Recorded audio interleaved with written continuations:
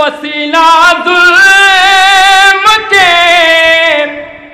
माथे पे आया जा रहा है क्यों। अली असग़र से पूछो मुस्कुराया जा रहा है क्यों।